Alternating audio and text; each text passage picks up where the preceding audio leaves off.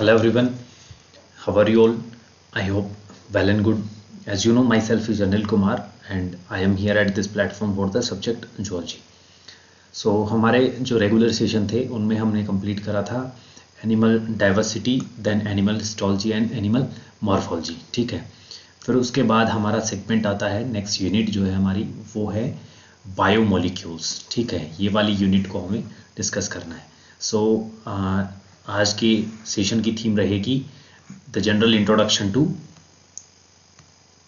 Biomolecules. ठीक है, यानी कि बायोमोलिक्यूल जो हैं इनका जनरल इंट्रोडक्शन देखेंगे. सो हमने देखो, जैसे ही हमने बायोलॉजी वाली जनरल इंट्रोडक्शन में बात करी थी कि बायोलॉजी वर्ड जो है दो वर्ड से मिलकर बना है. ठीक है, बायो और लॉजी या फिर बायोस और लोगोस. ठीक है, उसी टाइप से हमारा जो बायोमोलिक्यूल वर्ड है वो भी दो वर्ड से मिलकर बना है, बायो और मोलिक्यूल्स. जैसा कि हमने देखा है, हमने देखा था बायो वर्ड का मतलब होता है लाइफ या फिर लिविंग बीइंग्स. ठीक है, और मॉलिक्यूल्स का मतलब तुम्हें पता है कि होता है कोई भी केमिकल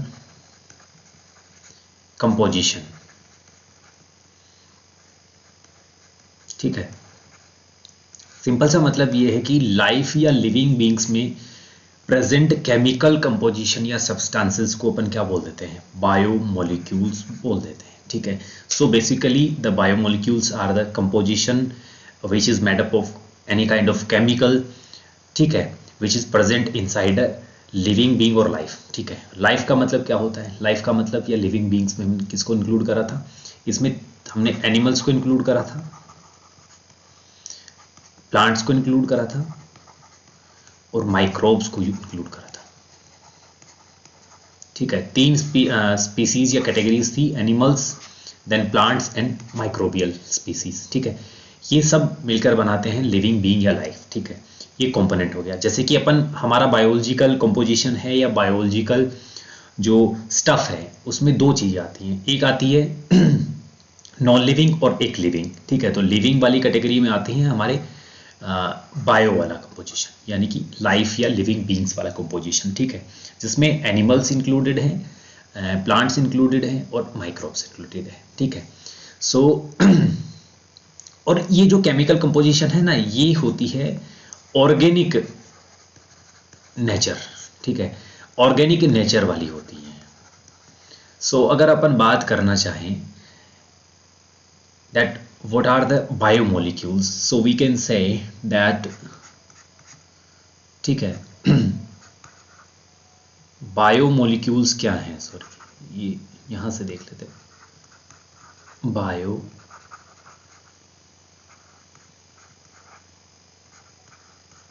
बायोमोलिक्यूल्स क्या है. ठीक है, तो बात करें organic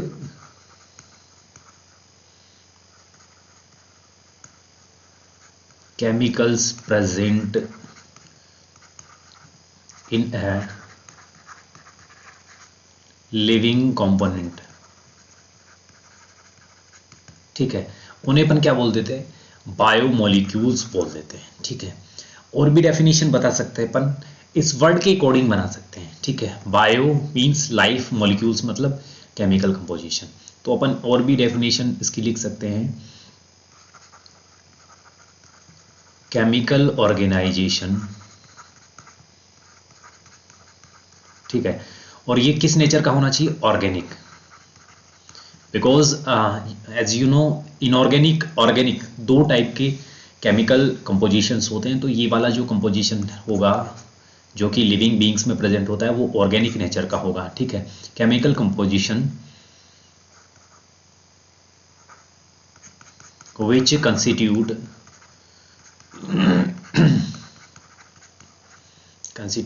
the framework of a living being. Simple सा मतलब ये होता है कि बहुत सारे बायोमोलिक्यूल्स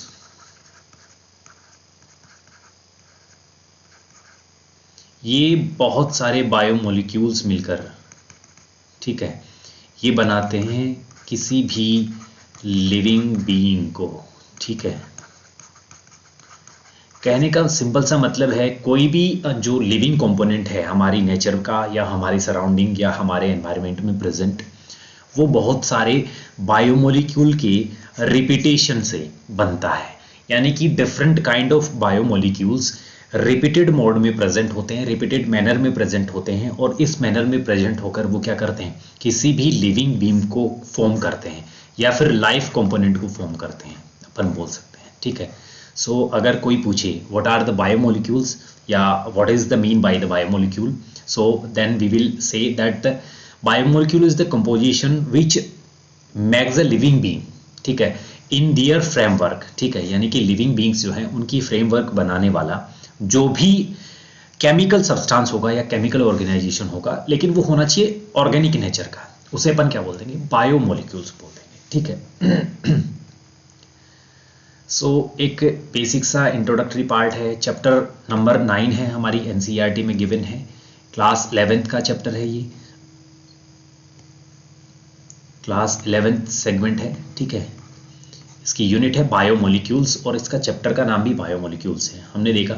ठीक है, अब इसका इंट्रोडक्टरी पार्ट है, there is a wide diversity in living organisms in our biosphere. Biosphere का मतलब होता है जो हमारा एनवायरनमेंट है, हमारा एक्सटर्नल एनवायरनमेंट है, इसको अपन कंप्लीटली क्या बोल देते हैं, बायोस्फीयर। इसमें प्लांट्स भी आ गए, इसमें सारे नेचुरल सोर्सेज लाइक पॉन्ड्स आ गए, उसमें जो भी एक्वेटिक एनिमल्स हैं वो सारे के सारे आ गए। ठीक है, तो उन लिविंग ऑर्गेनिजम्स की डाइवर्सिटी, डाइवर्सिटी का मतलब क्या होता है, डिफरेंट काइंड ऑफ एनिमल्स और organisms are known as diversity.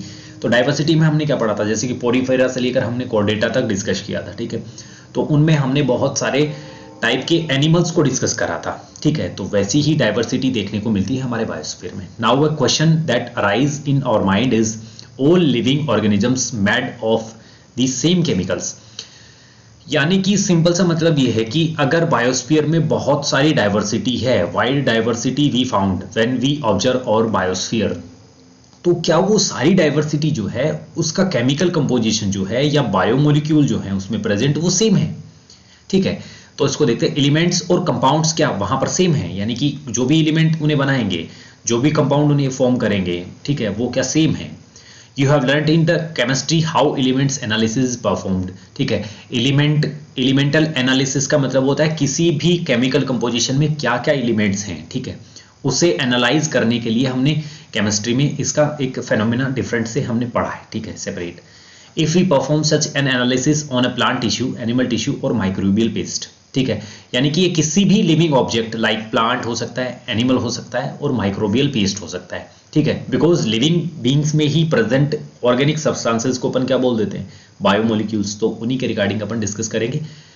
तो क्या करेंगे, we obtain a list of elements like carbon. अगर हम इन्हें एनालाइज करते हैं, यानी कि केमिकल एनालाइज एनालिटिक परफॉर्मेंस करते हैं, तो हमें कार्बन, हाइड्रोजन, ऑक्सीजन और several other and their respective content per unit mass of a living tissue हमें फाइंड आउट होता है।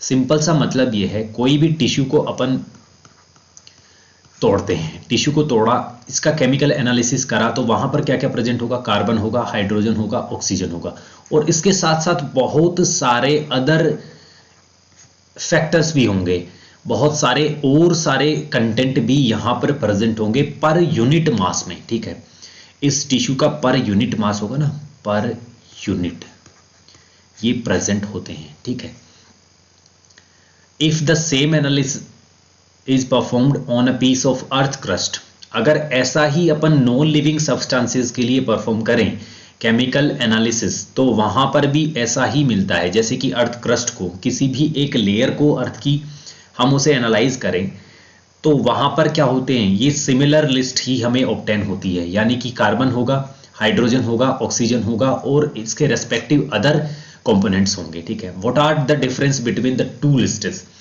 इन दोनों लिस्ट के बीच का डिफरेंस क्या है वो हमें पता करना है। ठीक है, in absolute terms no such differences could be made out. ठीक है, मतलब सिंपल सा ये है, अगर नॉन लिविंग की बात कर ले या लिविंग की बात कर ले, अगर कार्बन, हाइड्रोजन, ऑक्सीजन और रेस्पेक्टिव कंपोनेंट्स का ऑर्गेनाइजेशन है दोनों में, तो क्या डिफरेंस हुआ, कोई डिफरेंस नहीं हुआ। ठीक है, तो हम इन दोनों को डिफरेंशिएट नहीं कर सकते। All the elements present in a sample of earth crust are also present in a sample of living tissue, like अपन बोल सकते हैं प्लांट टिश्यू, एनिमल टिश्यू या माइक्रोबियल पेस्ट, उनमें भी सारे के सारे कंपोनेंट या एलिमेंट सेम है.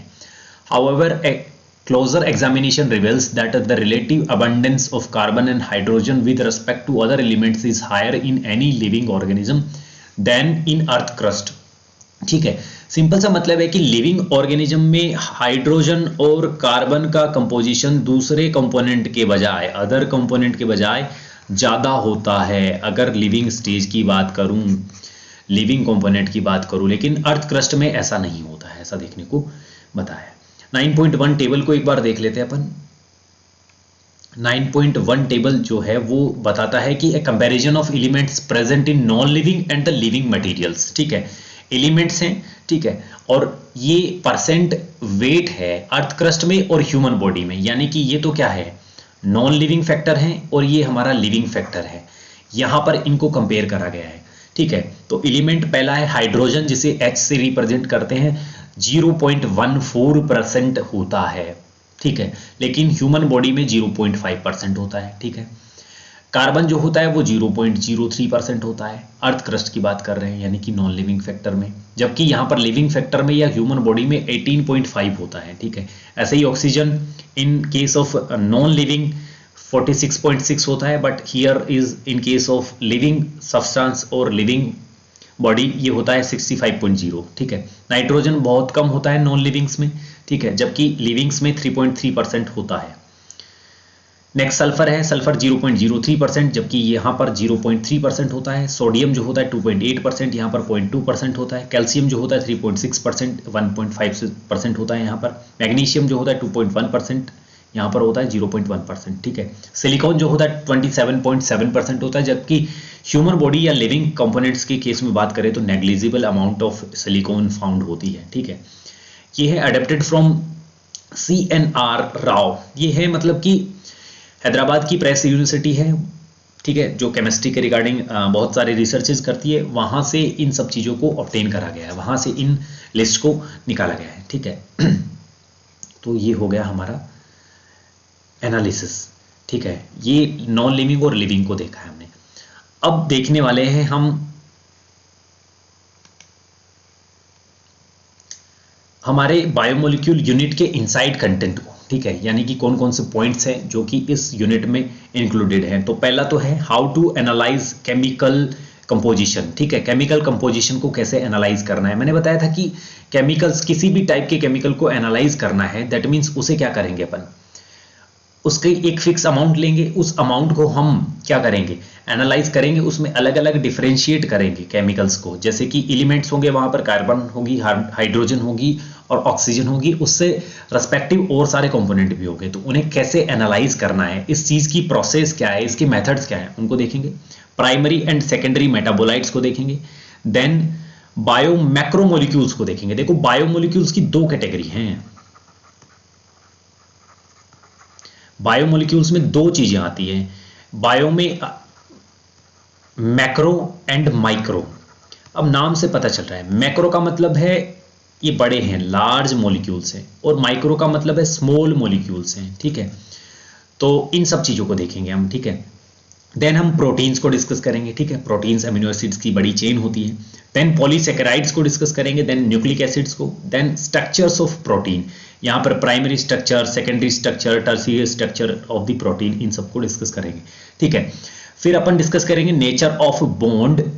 ठीक है, linking monomers in a polymer, यानी कि पॉलीमर जो भी होता है. देखो, मैं एक चीज बता देता हूं आपको, पॉलीमर का मतलब क्या होता है. पॉलीमर का मतलब होता है मैनी मोनोमर्स, एक साथ बहुत सारे मोनोमर. ठीक है, तो ये सारे के सारे मोनोमर, जैसे कि मोनोमर 1 है, 1 नंबर है, 2 नंबर है, 3 नंबर है, 4 नंबर है, ये सारे एक साथ कैसे लिंक होते हैं, इनमें क्या बॉन्ड प्रेजेंट होते हैं, ये जो ज्वाइन करते हैं ये बॉन्ड क्या है, इन बॉन्ड्स का डिस्कशन अपन करेंगे इन केस ऑफ पॉलीमर. ठीक है, नेक्स्ट फिर देखेंगे डायनामिक स्टेट ऑफ बॉडी. ठीक है, इसका मतलब यह है कि हमारी बॉडी में जो हमारी ह्यूमन बॉडी है वो एक डायनामिक स्टेज है, मतलब डायनामिक सिस्टम है। डायनामिक का मतलब क्या होता है? इसका मतलब होता है डायनामिक का, यानी कि ये बॉडी जो होती है, हमारी बॉडी में कोई भी चीज़ें फिक्स नहीं है। दैट मीन्स जैसे कि अपन ब्लड की बात करें तो ब्लड फिक्स नहीं है, वो सर्कुलेट होता रहता है अराउंड द बॉडी। ऐसे ही बहुत सारी चीज़ें जो कि डायनामिक स्टेज में नहीं होती हैं, यानी कि वो रुकी हुई नहीं है, सेट पॉइंट नहीं है उनका, वो फिक्स नहीं है, ठीक है। सो डायनामिक स्टेज है, बिल्कुल अपन बात करेंगे। देन मेटाबॉलिज्म, ठीक है, मेटाबॉलिज्म क्या है इन सबको डिस्कस करेंगे। Then metabolic basis for living, यानी कि मेटाबॉलिक बेसिस क्या है, ठीक है। देन लिविंग स्टेज की बात करेंगे और फिर एंजाइम्स को अपन डिस्कस करेंगे। तो ये रहेगी हमारे इस चैप्टर को डिस्कस करने की स्कीम सीरीज, ठीक है। थैंक्स।